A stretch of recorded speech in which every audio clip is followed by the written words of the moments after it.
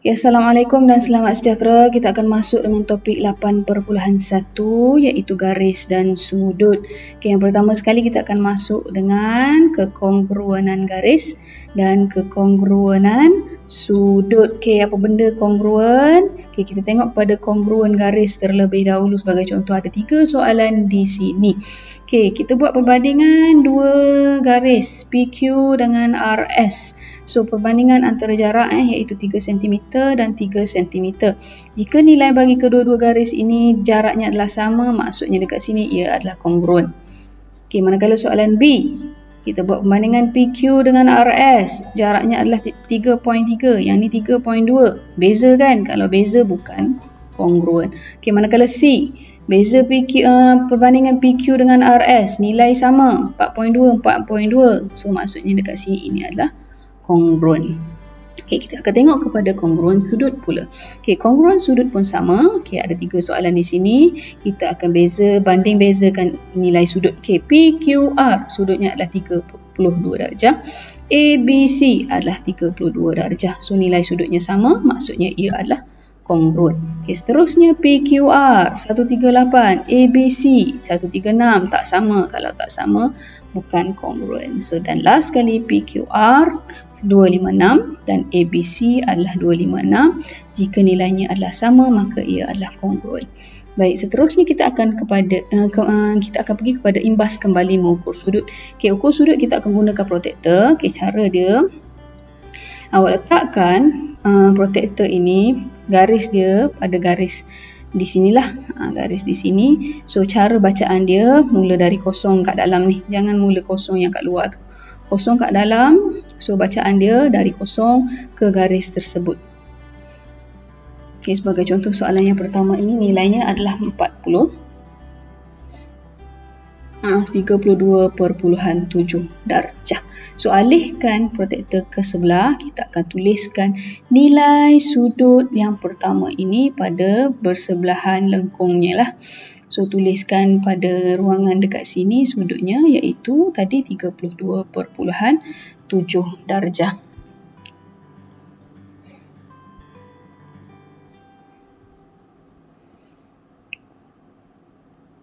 Okay, seterusnya yang kedua, yang ini besar sedikit kan, sudut dia besar sedikit. Okay, letakkan protektor ni pada garis yang inilah. Kalau nak buat garis yang ini pun tak ada masalah. Tapi kalau nak buat garis yang ini, kena baca daripada kosong lah kat sini. Tapi kita mula daripada sini, kita baca kosong daripada luar ni sampai garis ini. So, nilainya akan menjadi 136.8 darjah. So, macam tadi juga, alihkan protektor ke sebelah, barulah kita tulis nilai tadi iaitu 136.8 darjah. Okay, so, seterusnya kita akan pergi kepada yang ini, sudut yang ini. Okay, jika sudut bulat yang kat sini lebih daripada 180, yang ni memang lebih lah, kita akan cari sudut satu lagi yang tak ditanda ni. So, bacaannya mula daripada kosong ke garis tersebut. Okay, nilainya akan menjadi 46.4. So, nilai 46.4 ini adalah bukan jawapan dia lagi. So, 46.4 ini adalah dekat sini. Tapi, soalannya dia label dekat sini kan. So, nak cari sudut yang besar ini mudah sahaja. Kena buat satu lagi operasi tolak. Okay, apa benda tolak itu? Tolak 360 darjah. Yang ni memang fix lah. 360 tu memang kena guna 360 tolak dengan yang ni 46.4. So, nilainya akan menjadi 313.6. So, apa-apa soalan jika melibatkan sudut yang lebih besar daripada 180, pastikan awak cari sudut konjugatnya terlebih dahulu. Okey, kita dah selesai yang ini. Kita akan pergi kepada cara nak melukis sudut. Okey, sudut ditanda menggunakan simbol yang ni dan huruf abjad yang besar lah. Okey, sebagai contoh yang ini, cara nak tulis dia ada 5 pilihan. Okey, pastikan. Okey, awak tengok pada gambar rajah ini, sudut berada pada bucu Q. Sudut 40 ni berada pada bucu Q. So, Q ni perlu berada di tengah-tengah. Sebagai contoh PQR. Q berada di tengah-tengah. Okay, Q perlu berada di tengah-tengah antara huruf ini P dengan R. Awak nak tulis RQP pun tak ada masalah. RQP pun boleh. Tapi pastikan tulis lengan lah. Okay, yang ketiga pun sama. PQR tak ada lengan tapi buat topi ke atas pun boleh. RQP pun sama, tak ada lengan, tulis topi ke atas pun boleh bersamaan dengan 40. Dan satu lagi lengan Q bersamaan dengan 40.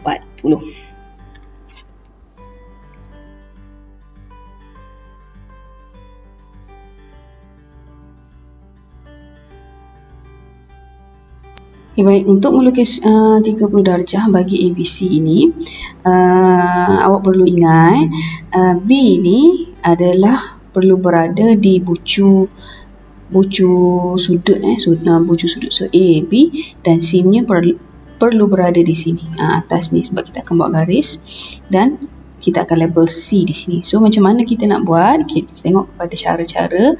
Gunakan protektor sebagai alat untuk mengukur sudut 30 terlebih dahulu. Macam mana meletakkannya? Letakkan garis protektor ini pada betul-betul garis AB tadi. So permulaan untuk melukis 30 darjah, mula kosong daripada sini. Jangan mula daripada sini. Mula daripada sini terus ke 30 dan tandakan menggunakan pensel. Selepas itu kita akan buat satu garisan untuk menyatakan garisan ini adalah 30 darjah. Dan perlu label lah, label huruf C, huruf yang satu lagi iaitu C. Selepas itu kita akan label sudut bagi ABC iaitu 30 darjah.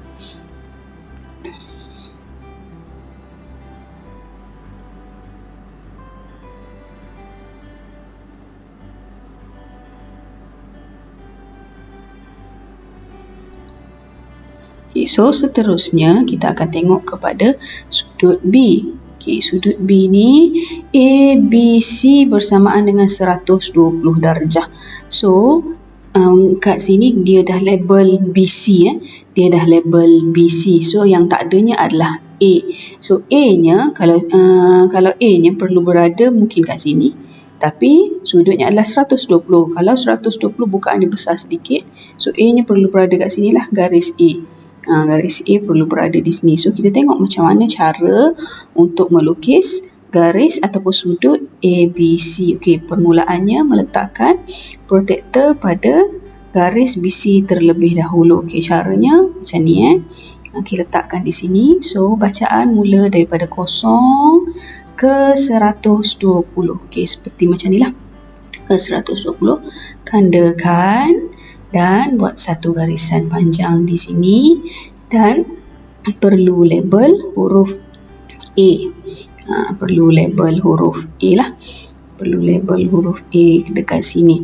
Selepas kita label huruf A di sini, kita akan label sudut 120.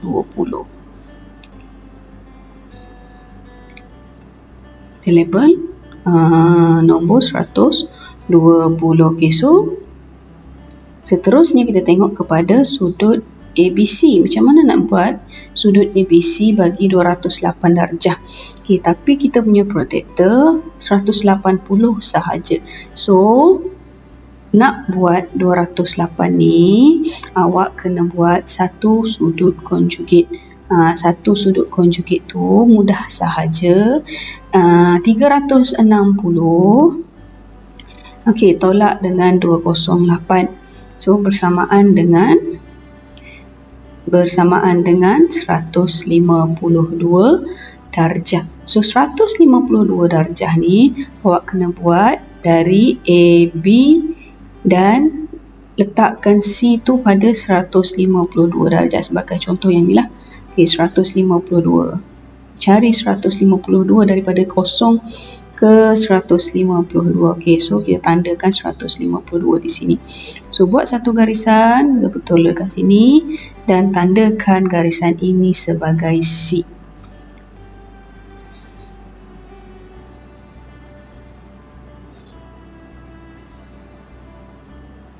Okey, tandakan garisan ini sebagai C. Okey, selepas itu buat satu tanda untuk sudut. Sudutnya bukan kat sini bukan berada di sini. Sini adalah 152.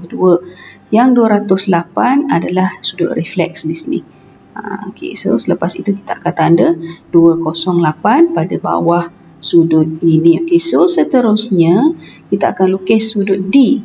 Sudut A, B, C bersamaan dengan 255. So kat bawah ni ada BC. So kat bawah ni ada BC. So kita kena lukis A lah. So kita kena lukis A. So 255. Macam tadi kita kena buat sudut conjugate terlebih dahulu. So macam mana nak buat sudut conjugate yang ini? Sama juga, iaitu 360 tolak dengan 255. So jawapannya akan menjadi 105. So selepas kita buat 105, kita akan lukiskan 105. Okey, mula daripada kosong di sinilah. Mula daripada kosong di sini sebab kita buat garis kat sini kan. Okey, cari 105. So tandakan 105 dekat sini dan buat satu garisan. Okey, selepas buat satu garisan ini, kita akan label garis ini sebagai huruf A lah. Sebagai huruf A. Dan kita label sudut tersebut. So pastikan sudut tu bukan dekat sinilah. Sudut tersebut bukan di sini. Kalau sini tadi adalah 105. Kat sini adalah 105 tapi 255 adalah berada di sini. Okey, 255 berada di situ. So daripada empat contoh ni, saya rasa tak ada masalah untuk awak lukis lah. Okey. Okey, seterusnya kita akan tengok kepada mengenal nama-nama sudut. Okey, yang pertama adalah sudut tirus. Okey, sudut tirus, gambar rajah ni sebagai contoh. Okey, nilainya adalah kurang daripada 90. Maksudnya 0 hingga 89.9 lah. Itu adalah sudut tirus. Okey, manakala sudut yang kedua adalah sudut tegak. Yang ni memang tak boleh nak sangkal, memang ini sudut tegak. Tak boleh ada nilai lain selain daripada 90. Okey, seterusnya kita akan tengok kepada sudut cakar. Ini bentuk dia, besar sedikit. So nilainya adalah lebih daripada 90. Lebih daripada 90 dan kurang dari 180. So maksudnya daripada 90.1 sehingga 179.9. Okey, so seterusnya kita akan tengok kepada sudut garis lurus. Ini pun sama, fix, tak ada nombor lain selain 180. Okey, kita tengok sudut yang berikutnya adalah sudut refleks. Okey, sudut refleks ni yang besar macam ni lah. Yang besar macam ni, nilainya adalah lebih daripada 180 dan kurang dari 360 darjah. Yang ni banyak sikit lah dia punya pilihan bagi sudut refleks. Manakala yang seterusnya adalah sudut putaran lengkap. Sudut putaran lengkap pun sama, tak ada nilai lain selain 360.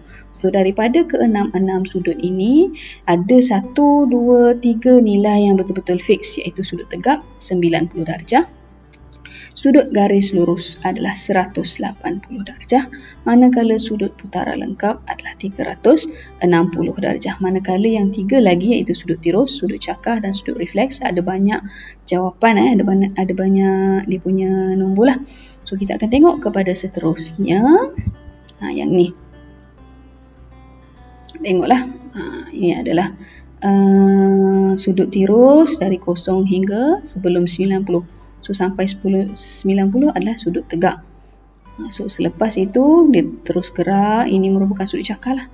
Ini sudut cakar. Sampai sini adalah sudut garis lurus. Okey, selepas itu daripada sini pergi sini adalah sudut refleks.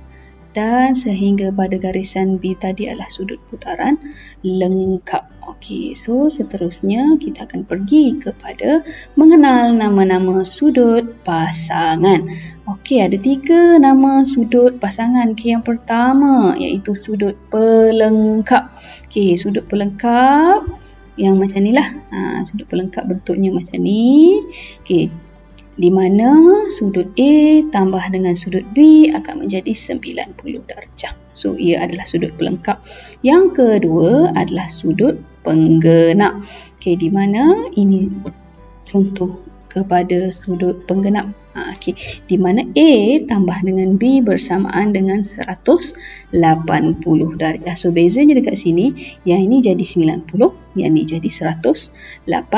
So namanya lebih kurang sama kan, pelengkap dan penggenap. Kalau saya ambil huruf L. L pelengkap ada L kan. So L dekat sini, L dekat ruang garis inilah L, lengkap. So 90 darjah. So penggenap 180.